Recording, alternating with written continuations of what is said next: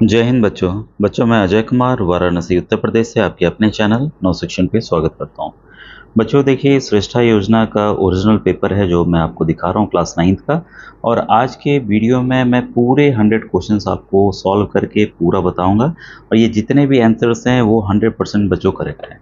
ठीक है। और इसमें देखिए, यही आपको निर्देश आपके पास मिलेगा जब भी आपको क्वेश्चन पेपर 1 जून को आपके एग्ज़ाम में आपको पता है। तो जब भी क्वेश्चन पेपर आपको मिले तो सबसे पहला काम आपको करना क्या है कि आपको ये देखना है, यहाँ दिस बुकलेट कंटेंस 24 पेजेस। ठीक है, तो एग्ज़ाम के पहले ही आपको मिलेगा तो 24 पेजेस हैं कि नहीं इसको आपको काउंट कर लेना है। ठीक है। और जैसा आप जानते हैं यहाँ पर लिखा हुआ है आपका कि परीक्षा की अवधि जो है 3 घंटे की होगी। गणित के 30 प्रश्न यानी कि मैथ्स के आपके 30 क्वेश्चंस, विज्ञान के 20 प्रश्न, सामाजिक विज्ञान यानी कि सोशल साइंस के 25 क्वेश्चंस और समान ज्ञान जागरूकता के 25 क्वेश्चंस। तो एक आपको आइडिया लग जाएगा। और बच्चों मैं जब से ये स्कीम लॉन्च हुई है तब से मैं इसकी तैयारी करा रहा हूँ और सभी क्वेश्चंस मैंने अपने चैनल पर डाले हुए हैं। श्रेष्ठा की अलग अलग प्लेलिस्ट है, काफ़ी वीडियोस मैंने बताया हुआ है। तो जो नए बच्चे ज्वाइन कर रहे हैं वो व्हाट्सएप ग्रुप का लिंक आपको वीडियो के डिस्क्रिप्शन में मिल जाएगा, लेकिन रिक्वेस्ट है मुझे व्हाट्सएप पे कुछ ना पूछ के आप केवल और केवल यूट्यूब के कमेंट सेक्शन में पूछिएगा। बच्चों ये आपके हेल्प के लिए मैं वीडियोस बनाता हूँ। मैं गवर्नमेंट टीचर हूँ और जैसा समय मिलता है वैसे मैं वीडियोस बनाता हूँ। ठीक है। और इसका आप ध्यान रखिएगा और आपकी आराम से तैयारी, मेरे इतने ज़्यादा वीडियोस ऑलरेडी हैं। क्लास 11th का भी मैंने बनाया हुआ है, 9th का भी मैंने बनाया हुआ है। बस आपको प्लेलिस्ट जाकर देखनी है। और कई वीडियोस में आप पीएम एसएसबी भी पाएंगे। तो एनटीए ही पहले पीएम एसएसबी का लेता था, अब उन्होंने मेरिट बेस कर दिया है, तो दोनों के सिलेबस सेम है। तो उसका आपको कंफ्यूज नहीं होना है कि ये आएगा कि नहीं आएगा। तो जो भी पेपर आपको मिले, क्योंकि एनटीए ही दोनों पेपर बच्चों सेट किया था। ठीक है। यहाँ पर हर एक क्वेश्चन 4 मार्क का है। ठीक है। और जैसा आप जानते हैं कि 1500 सीट्स 9th में है। पिछली बार मुझे याद आ रहा है 2200 2300 तक जिनकी रैंक थी उनका सिलेक्शन हो गया था। और एकदम निश्चिंत रहिए, आपके 50% 45% भी नंबर आ रहे हैं तब आपका सिलेक्शन होगा। ये है कि आपको अच्छे स्कूल मिलेंगे नहीं मिलेंगे ये डिपेंड करेगा आपके स्कोर पे। ठीक है। तो ब्लू या ये ब्लैक बॉल पॉइंट पेन है, उससे आपको ये रिस्पॉन्स ओएमआर में भरना होगा। ठीक है। तो ओएमआर भरना कोई बहुत बड़ी चीज़ नहीं है। अब हम देखिए डायरेक्ट, ये पिछली बार जो एग्ज़ाम हुआ था ये हुआ था आपका 11 मई 2024 को। ठीक है। अब देखिए यहाँ से आपके क्वेश्चन स्टार्ट हो रहे हैं। तो कई इसमें सीरीज बनती हैं तो उसमें क्वेश्चंस आगे पीछे हो सकते हैं। ठीक है।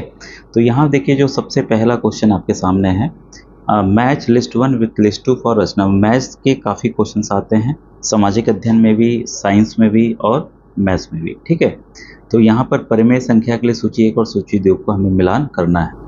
इसका जो बच्चों यहाँ पर अगर आप देखेंगे अलग अलग चीज़ें दी गई हैं। a + b = b + a, आप जानते हैं सब रूल्स हैं। ठीक है। तो यहाँ पर अगर हम देखते हैं ऑप्शन नंबर ए जो है ये है आपका कम्यूटेटिविटी। ठीक है। यानी कि क्रम विनिमयता है, क्रम विनिमय नियम है, कम्यूटेटिव लॉ है। तो ये a + b = b + a simple है। कई बच्चे इसे अगर ना समझ पाएँ, इससे ऐसे समझिएगा 2 + 3 का जो आंसर होगा वही अगर हम 3 को पहले लिख दें 3 + 2 तो दोनों के आंसर 5 ही होगा, तो उसमें कोई फ़र्क नहीं पड़ता है। ठीक है। ये इस बेस पे ये बच्चों है। दूसरा जो आपके सामने है a + b bracket b + c, तो ये जब ब्रैकेट खुलता है अंदर की चीज़ों मल्टीप्लाई होती हैं, आपको पता है। लेकिन बस इसमें हमने क्या किया है कि इसको a + b को ये सॉरी ये प्लस का साइन है, यहाँ मल्टीप्लाई नहीं होगा, नीचे वाले में होगा। तो ये देखिए बस a + b को ब्रैकेट में ले लिया, c को अलग कर दिया। ठीक है। तो ये जो आपका रूल है वो है आपका एसोसिएटिव लॉ यानी कि सहचारिता। ठीक है। तो बी का ऑप्शन आपका 1 है। थर्ड में देखिए ये जब मल्टीप्लाई हो रहा है ब्रैकेट खुलेगा तो ए बी को भी मल्टीप्लाई करेगा, फिर प्लस का साइन आएगा, फिर ए जो है सी को मल्टीप्लाई करेगा, तो a × b + a × c। ठीक है। ये आपका क्या है, ये आपका है बच्चों डिस्ट्रीब्यूटिव लॉ यानी कि वितरणियता। ठीक है। और जीरो क्या है, ये जीरो आपका एडिटिव इन्वर्स है। मतलब इसका मतलब ये हुआ कि योगात्मक स्वर समीका, यानी कि अगर 5 में हम जीरो जोड़ेंगे तो उस पर कोई भी फर्क नहीं पड़ेगा, हमारा 5 ही उत्तर आएगा। तो यहाँ पर बच्चों ऑप्शन नंबर 2 जो है वो सही है। और ये बच्चों सवाल जो है बदल के इसमें से आ सकते हैं, कोई बड़ी बात नहीं है, बस इसको आप समझ के चलेंगे। सेकंड क्वेश्चन आपके सामने है, sum of interior angles of a rectangular decagon, decagon किसको कहते हैं? 10 साइडेड फिगर को। हो सकता है नेक्स्ट एग्जाम में 8 साइडेड फिगर, 6 साइडेड फिगर का आ जाए, तो इसको समझ के चलिए। एक सम 10 भुज, 10 भुजाओं वाला बहुभुज के अंतःकोणों का योग क्या होगा? तो देखिए किसी भी पॉलीगन में, ठीक है, किसी भी बहुभुज में अगर आपको इसमें कोण निकालना हो तो उसका फॉर्मूला होता है बच्चों n-2, ठीक है, इंटू 180, ठीक है। n की क्या संख्या होगी? जितनी भुजाएं दी गई हैं, तो यहाँ 10 दी गई हैं, हो सकता है अगले एग्जाम में 8 आ जाए, 6 आ जाए, तो बस n की वैल्यू वहाँ बदल देंगे। तो यहाँ 10 - 2 इंटू 180, ठीक है, और ये हो जाएगा आपका 8 इंटू 180। इसको हम मल्टीप्लाई करेंगे, कितना आएगा? 1440, ठीक है, डिग्री। तो ऑप्शन नंबर 2 बच्चों यहाँ पर आपका सही होगा। ये फॉर्मूला बेसिक फॉर्मूला है, इसको नोट करके रखिए, ये हर एक एग्जाम में बच्चों आपको काम आने वाला है, ठीक है। अंतःकोणों का योग था, तो अंतःकोणों का योग आपका 1440 होगा। फिर है if only one edge of a cube is doubled. देखिए ये ट्रिकी क्वेश्चन बच्चों, ये थोड़ा सा ट्रिकी क्वेश्चन है और इसको आप ध्यान से देखिएगा। Then how many times its surface area will become. अगर ये देखिए सिंपल अगर रहता, अगर आपको पता है क्यूब जो है घन, क्या यदि किसी घन के केवल एक ही किनारे को दोगुना कर दिया जाता है तो इसका पृष्ठ क्षेत्रफल कितना गुना हो जाएगा, ठीक है। अब देखिए घन जो होता है, क्यूब जो होता है, उसका सरफेस एरिया आपको पता है 6a² होता है, ठीक है। और अगर ये सिंपल रहता कि नई भुजा जो है अब दोगुनी हो गई, 2a हो गई, तो हम क्या करते हैं? 6a² है, ठीक है, इसका हम कर लेते हैं, कितना हो गया? 6 इंटू 4 इंटू a², ठीक है। तो पुराना वाला तो फॉर्मूला यही है 6a², इसको निकाल दीजिए, 4 गुना, ये 4 गुना उत्तर आ जाता है। लेकिन सवाल ये नहीं है, सवाल क्या है देखिए, इसलिए ऑप्शन ये भी दिया गया है यहाँ पर, ऑप्शन नंबर 3 भी दिया गया है कंफ्यूज करने के लिए, ठीक है। इसमें करना क्या है कि अब क्यूब का केवल कह रहा है केवल एक किनारा ही केवल उसका बड़ा है, ठीक है, एक एज, एक इधर का मतलब उधर का भी बस बड़ा है, बाकी पे असर नहीं पड़ा है, ठीक है। तो आपको पता है क्यूब का जो आपका सरफेस एरिया होता है, अब वो क्यूब नहीं रह गया, अब हो गया क्यूबॉइड, घनाभ हो गया। क्या हो गया? घनाभ। बस आपको इसी को समझना था, अब आप कर लेंगे, ठीक है। उसका फॉर्मूला होता है 2 लंबाई गुणे चौड़ाई, चौड़ाई गुणे ऊंचाई, और आपका लंबाई गुणे ऊंचाई, ठीक है, ये होता है। अब क्या हुआ, सभी भुजाएं मान लीजिए उसमें लंबाई वाली साइड क्या हो गई? दोगुनी हो गई, 2a हो गई, बाकी सब तो a हैं, ऊंचाई भी उसकी a रहेगी और उसकी चौड़ाई भी a रहेगी। बस यही फॉर्मूला हमको यहाँ पर पुट करना है, ठीक है। 2a इंटू a हो गया 2a², फिर आपका ये हो गया a², फिर ये क्या हो गया आपका 2a², ठीक है। अभी कितना हो गया? 4, ये 5a², 2 इंटू ब्रैकेट हम खोल दें 5a² यानी कि 10a², ठीक है।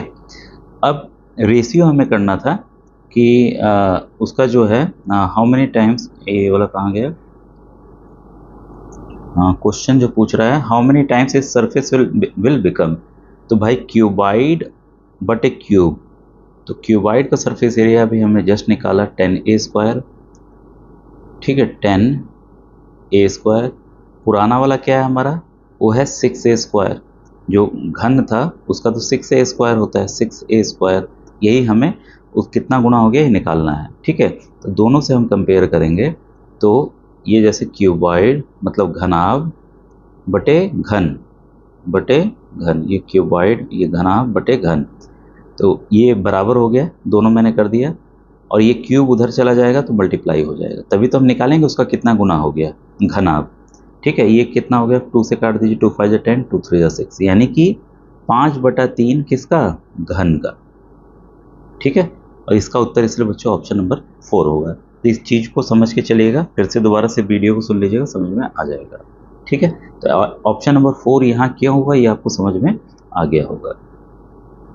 अब यहाँ पूछा है the value of the expression, यहाँ पर x = 1 y = 2 के लिए अभिव्यंजक xy का मान क्या होगा। बस हमें वैल्यू पुट करनी है, वैल्यू जो है हमें पुट यहाँ पर करनी है, ठीक है। तो हम वैल्यू पुट करते चले जाते हैं, x का 1 और उसका 2, 1 इंटू 2 प्लस 1 स्क्वायर प्लस 2 का स्क्वायर, ये हो गया 2, ये हो गया 1, ये हो गया आपका 4, 6 और ये 7। देखिए कितना इजी था, ऑप्शन नंबर यहाँ पर 4 इसका सही है। ठीक है, देखिए अब ये वाला क्वेश्चन है। अब आपको सिंपल ये चीज़ इसमें पता होगी कि अगर 2 को हम 2 से गुणा करें, ठीक है, उत्तर हमें नहीं लिखना है, तो हम इसको कैसे लिखते हैं, 2 का वर्ग 2, 2 के घात 2, 2 टू द पावर 2। मतलब अगर 3 टू द पावर 2 लिखेंगे, इसका मतलब 3 को हम खुद से 2 बार गुणा कर रहे हैं। यही चीज़ हमें यहाँ ध्यान दे रहा है, 3 खुद को गुणा कर रहा है 2 बार, तो 3.5 का स्क्वायर, माइनस का साइन है माइनस लगा देंगे, फिर यहाँ 2.5 का स्क्वायर, ठीक है, बटे 2.25 है 2 बार, तो 2.25 का होल स्क्वायर माइनस 1.75 का होल स्क्वायर। ठीक है, बस इसमें हमें फॉर्मूला जो लगाना है वो ये है बच्चों, आप जानते भी होंगे, ए स्क्वायर माइनस बी स्क्वायर क्या होता है, ए प्लस बी और ब्रैकेट ए माइनस बी, मतलब ब्रैकेट खुलेगा तो दोनों आपस में क्या होंगे, मल्टीप्लाई होंगे। ठीक है, तो यहाँ पर आप देखते हैं इसमें 3.5, अब यही फॉर्मूला हम लगा देते हैं, 3.5 प्लस 2.5, फिर 3.5 माइनस 2.5, ठीक है, वैसे ही नीचे 2.25 प्लस 1.75, ठीक है, फिर 2.25 माइनस 1.75। अब देखिए काफ़ी इजी हो गया आपका यहाँ पर। ठीक है, ऊपर ये देखिए आपका ये 5, ये 6 हो गया, ठीक है, ये कितना हो गया आपका 1 हो गया, 6 इंटू 1 आपका 6, ठीक है, वैसे ही नीचे वाला ये आपका हो गया 4, ये हो गया आपका 0.5, इसको गुणा करेंगे आपस में कितना आएगा 2, काट दीजिए, 2 1 जा 2, 2 3 जा 6, कितना आंसर आ गया 3।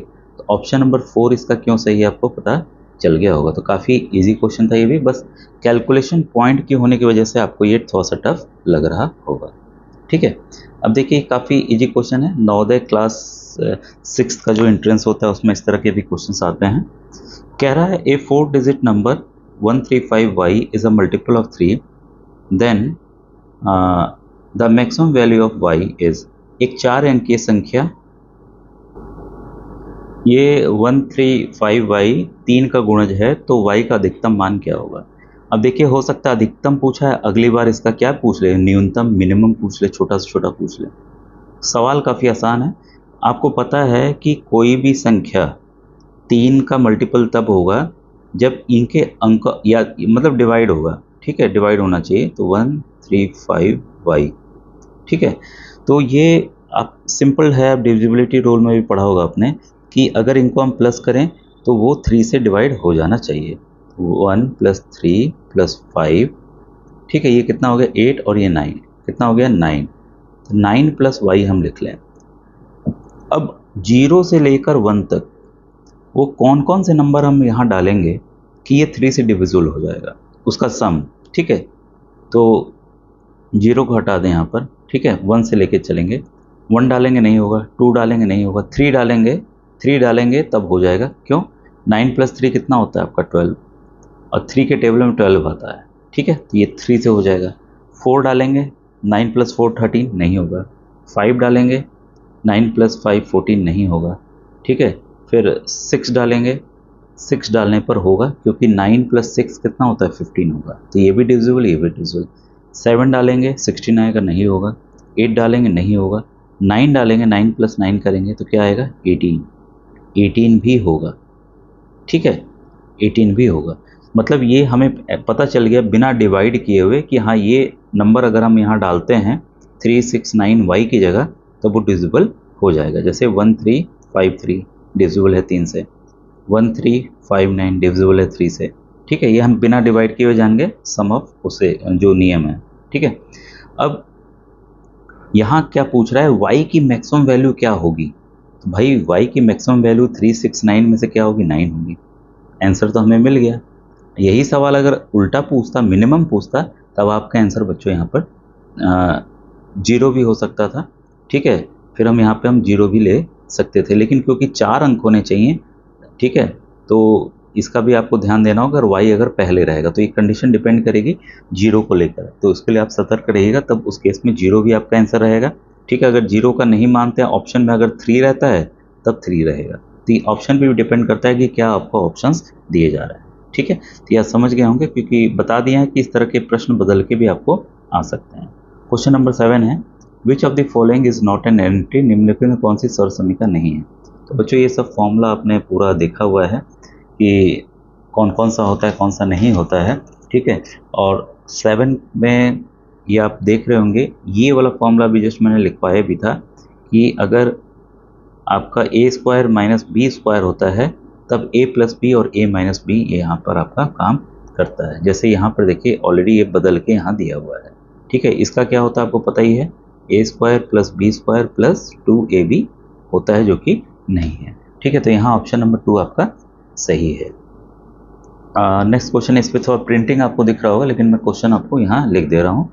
1 to the power minus 1, 2 to the power minus plus 3 to the power minus 1 plus 4 to the power minus 1। अब इसको कैसे करेंगे, माइनस हटाने के लिए हमें क्या करना है कि 1 बाई 1 इसको नीचे ले आना, बस नीचे ले आना, ऊपर 1 लिख के नीचे ले आना। 1 लिख के इसका पावर क्या हो जाएगा आपका प्लस में बदल जाएगा। ठीक है, ऐसे भी उसका पावर 1 है तो 1 भी बार लिखना है, तो 1 नहीं भी लिखेंगे तो चलेगा, लेकिन आपके लिए लिख दूँ ताकि कन्फ्यूज़न ना हो। ठीक है, अब इसमें हमें क्या करना है, एलसीएम लेना है। 2, 3, 4 का एलसीएम लिए, आ गया 12, लिख दीजिए 12, यहाँ से 6 बार में, यहाँ आपका आ जाएगा 4 बार में, यहाँ आ जाएगा आपका 3 बार में।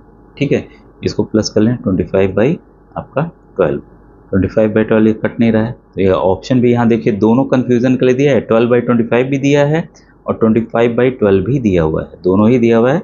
तो आपको कंफ्यूज नहीं होना है, सवाल करने का तरीका मैंने बता दिया, हो सकता है अगले में नंबर ये बदल के कुछ दे दें।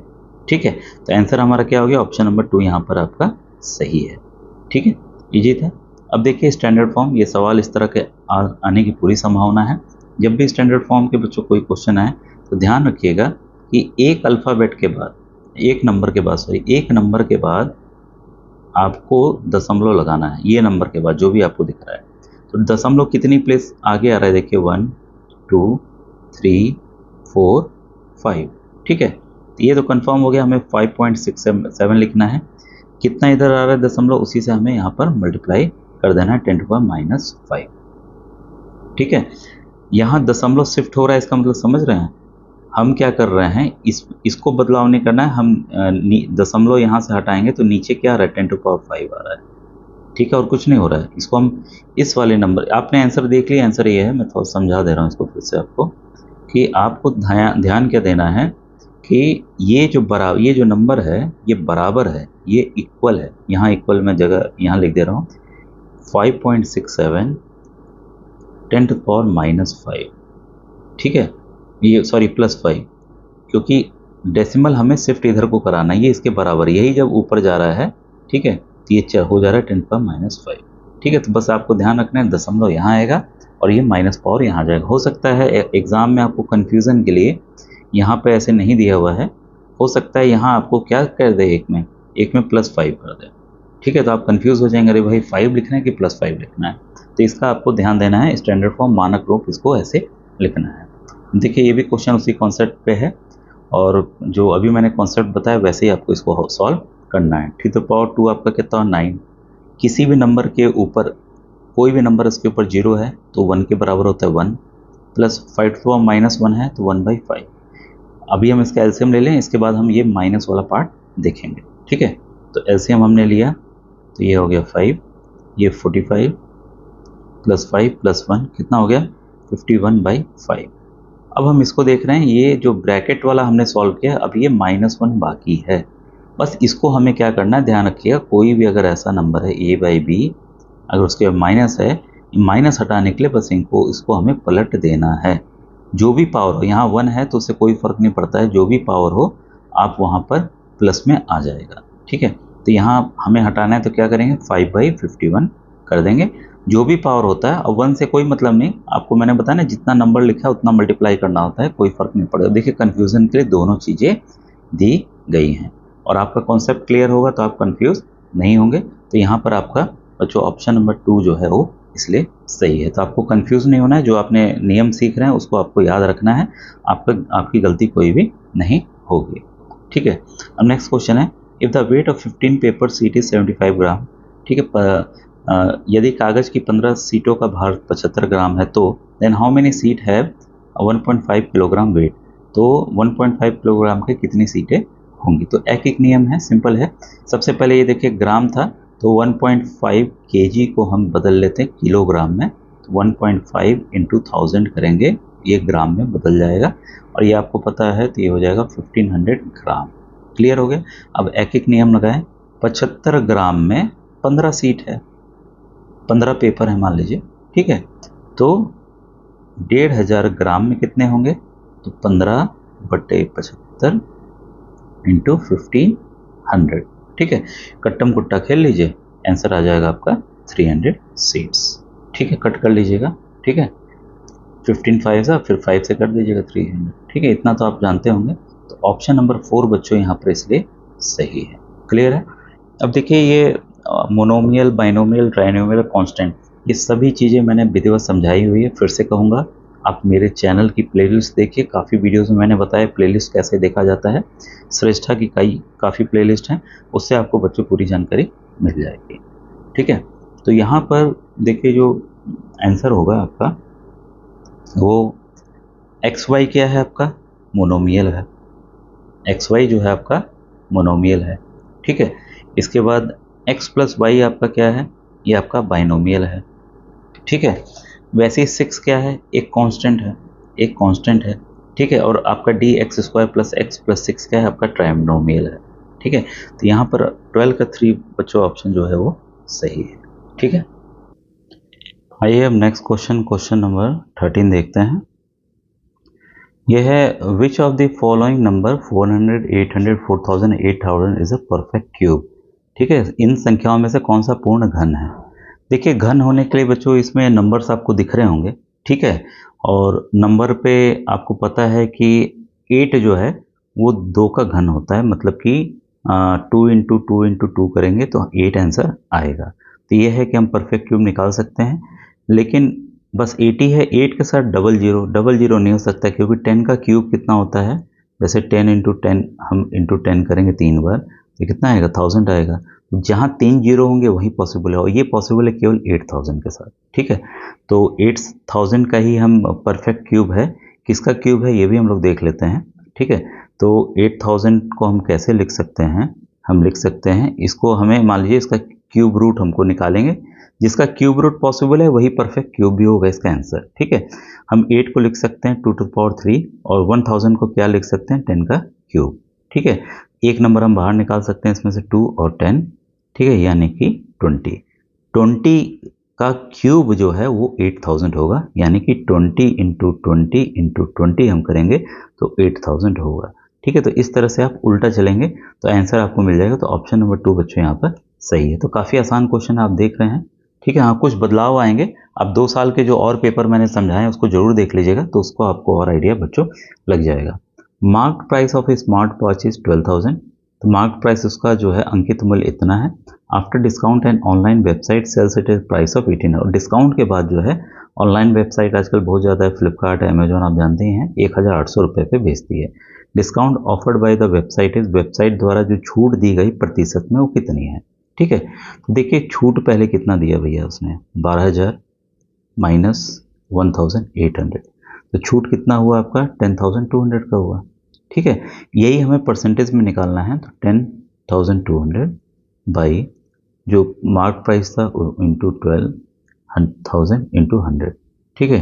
कट्टम कुट्टा हम लोग खेल लें, 2 ये, फिर इसको काट लें, तो ये आ जाएगा आपका बच्चों 85।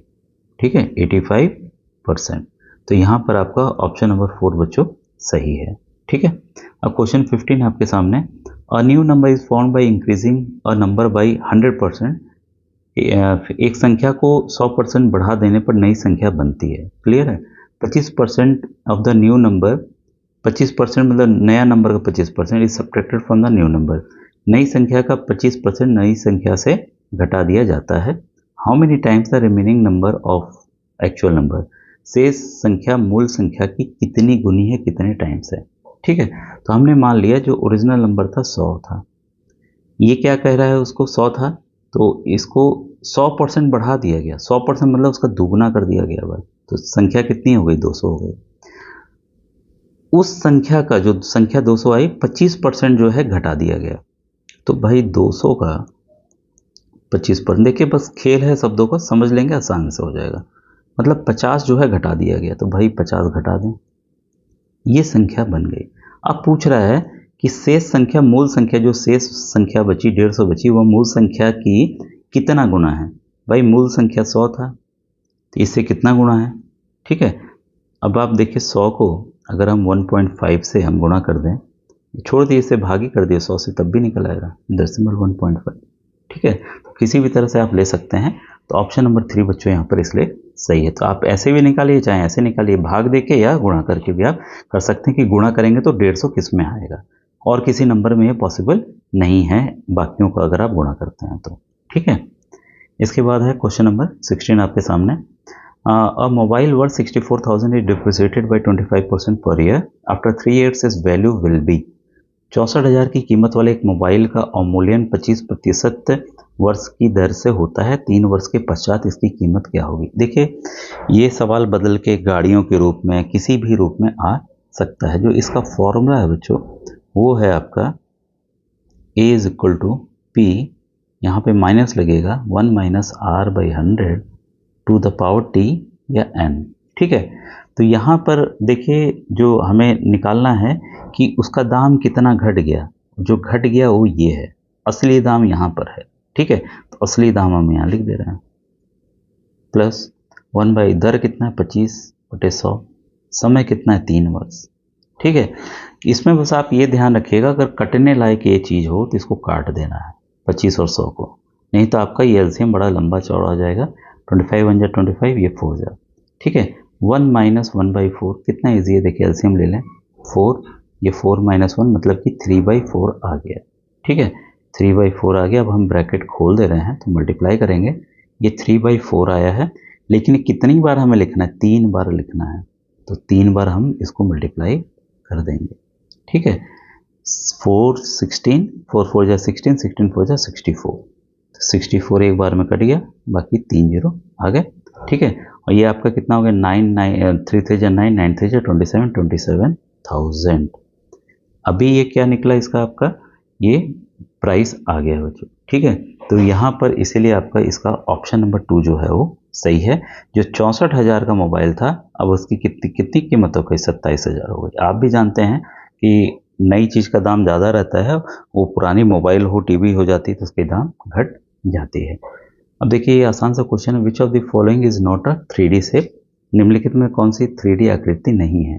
भाई ये जो आपका वृत्त है, वृत्त तो ऐसे ही ना होता है, बाकी स्पेरिकल सिलेंडर डिस्क ये सब क्या है 3D शेप है। ठीक है, तो वृत्त यानी कि सर्कल यहाँ पर आपका आंसर होगा।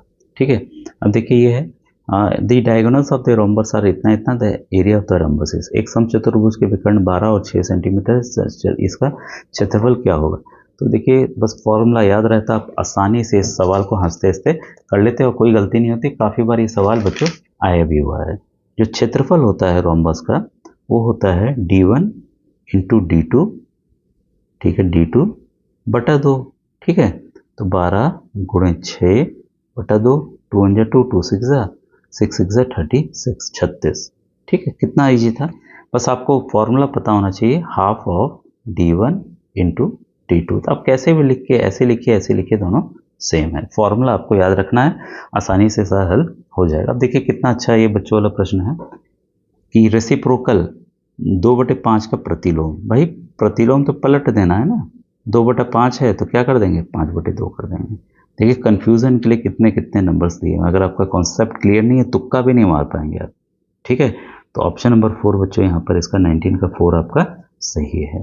ठीक है, इसके बाद है प्रोडक्ट ऑफ मल्टीप्लिकेटिव आइडेंटिटी, एक अशून्य वास्तविक संख्या का गुणात्मक सर्वसमीका और योगात्मक सर्वसमीका का गुणनफल होगा एडिटिव आइडेंटिटी। ठीक है, मल्टीप्लिकेटिव इनवर्स आपका क्या होता है 1 होता है, एडिटिव आइडेंटिटी क्या होता है 0। ये क्या पूछ रहा है, प्रोडक्ट पूछ रहा है, दोनों का क्या पूछ रहा है गुणनफल।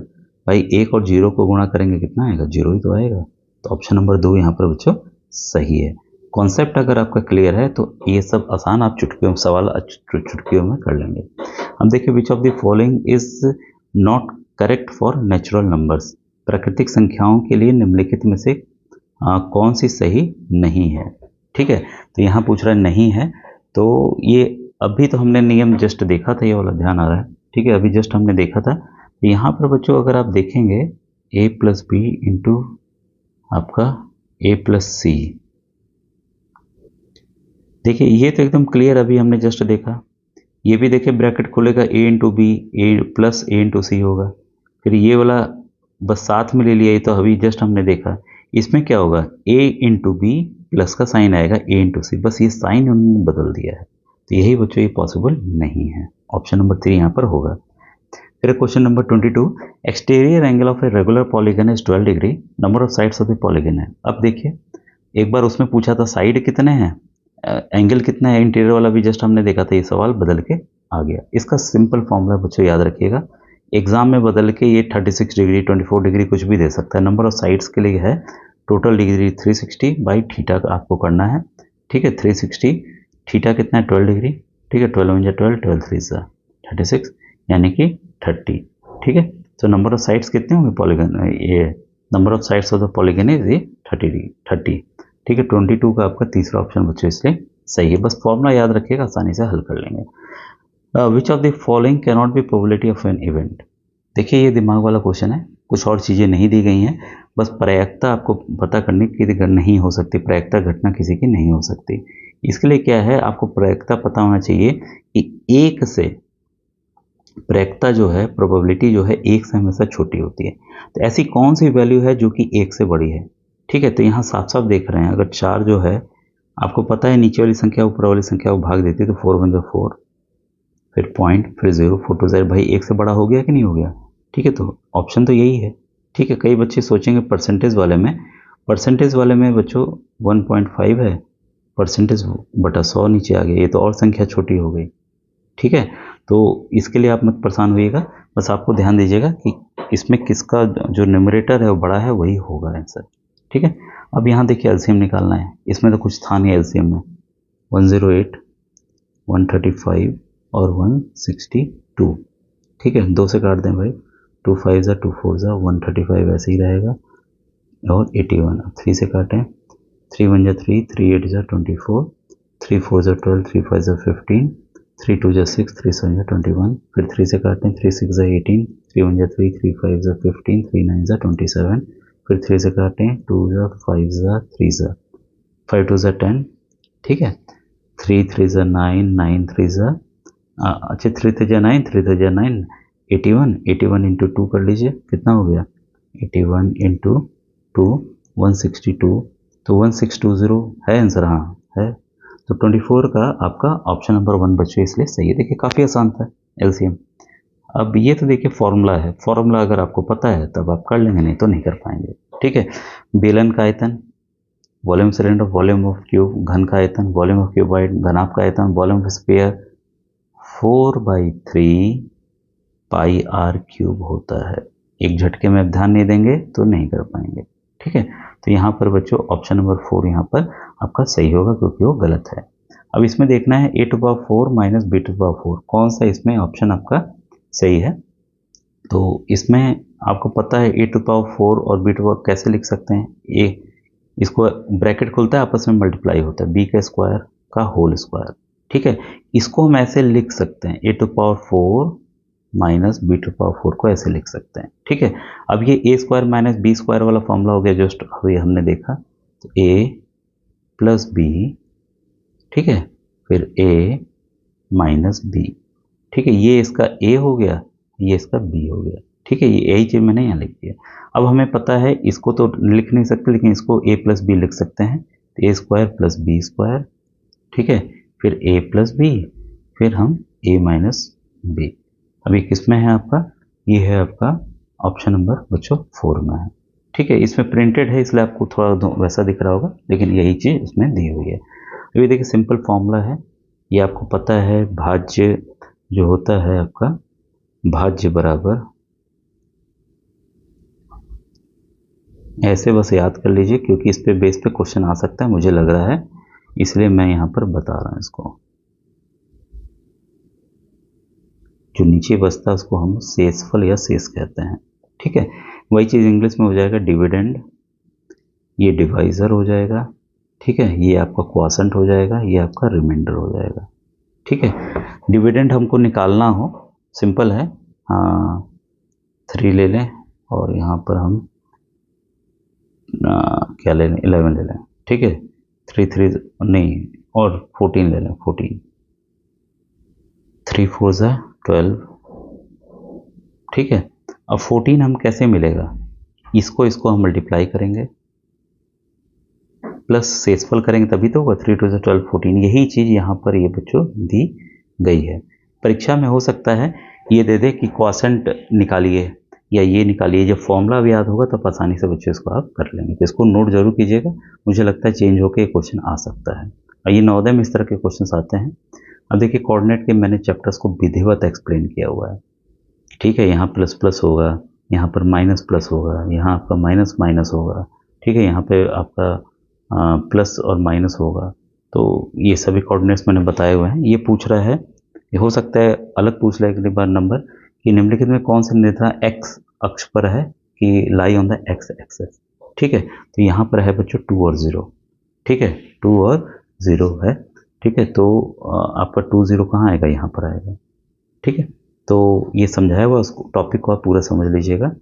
और ये वाला क्वेश्चन है क्वेश्चन नंबर 29 का बच्चों आपका, ये इसको आप एक्सपेंड करेंगे, पूरा मैंने बताया है।